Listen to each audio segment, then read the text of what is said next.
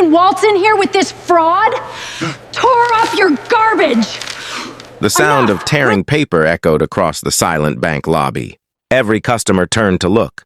The bank manager smiled as she ripped a $3 million check into tiny pieces and let them fall onto the polished marble floor. "You expect me to believe someone dressed like you owns this kind of money?" she asked loudly. A few people laughed. The elderly janitor standing nearby quietly looked away. The security guard took a step forward. The man in the worn denim jacket didn't argue. He didn't raise his voice. He simply looked at the shredded pieces of the check scattered around his shoes. Then he asked one calm question. "Are you absolutely certain that's the decision you want to make?" The manager folded her arms. "I'm completely certain." 5 minutes later, the glass doors opened. The bank's regional president walked inside. The moment he saw the quiet man standing in the lobby, his face turned pale. Without hesitation, he hurried across the room, extended both hands, and said just one word. "Sir." The manager's smile disappeared instantly. "Before we continue, if you believe respect should never depend on someone's appearance, please like this video, leave a comment telling us where you're watching from, share this story with someone who believes kindness still matters, and subscribe to the Kindness Legacy for more unforgettable stories where one act of compassion changes everything." His name was Elias Monroe. At 61 years old, he looked nothing like the billionaires featured in business magazines. His boots were dusty. His jacket had been repaired more than once. His old pickup truck had nearly 300,000 miles on it. People often assumed he was struggling. The truth couldn't have been more different. 35 years earlier, Elias had started a small recycling company with one borrowed truck and a dream. While others chased luxury, he quietly built one of the country's largest environmental businesses. When he sold the company, the deal was worth hundreds of millions. But success never changed the way he lived. He still wore old clothes, still drove his pickup, still believed a person's character mattered far more than their appearance. That morning, Elias had entered the bank carrying a certified check for $3 million. He planned to establish a scholarship fund honoring his late wife, providing college tuition for children who had lost a parent. He wasn't making the deposit for himself. He was making it for thousands of families he would never meet. The bank manager, Vanessa Cole, barely looked at the check before judging the man holding it. She assumed it was fake. She assumed he was attempting fraud. Without verifying the account, without calling the issuing bank, without following a single company policy, she tore the check in half. Then again, and again. Customers watched in stunned silence. Elias never reacted with anger. He simply picked up one small piece of paper from the floor and placed it carefully into his pocket. He knew the money wasn't the important part.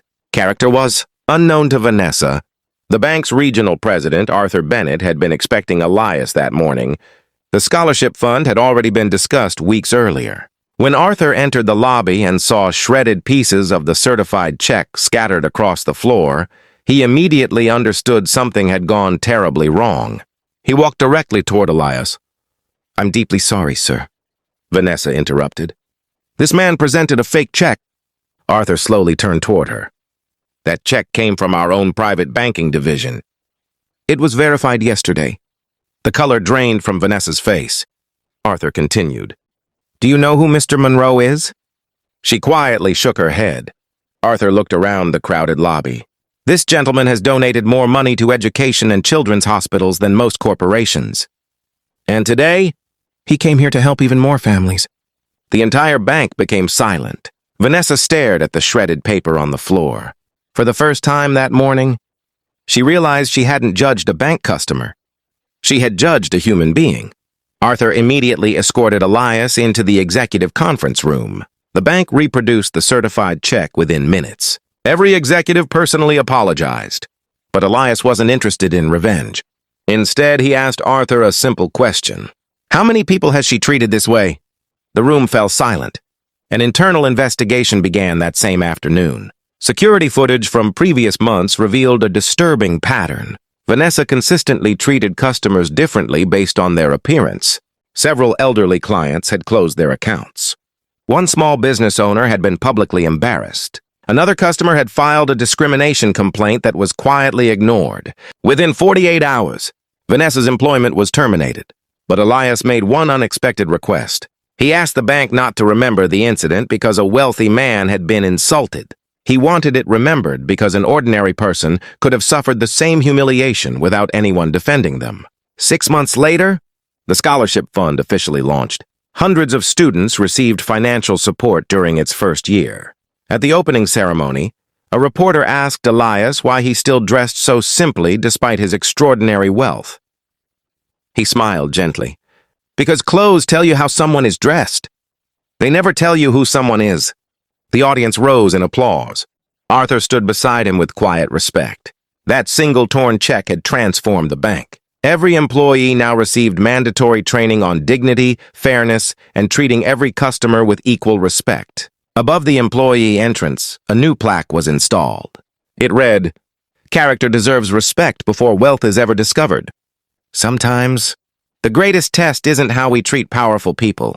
It's how we treat the person we believe has nothing to offer us. Because kindness never begins after discovering someone's worth. It begins by believing everyone already has it. If this story touched your heart, please write "respect everyone" in the comments, like this video, share it with someone who believes character matters more than appearance, and subscribe to the Kindness Legacy for more inspiring stories where compassion changes lives forever.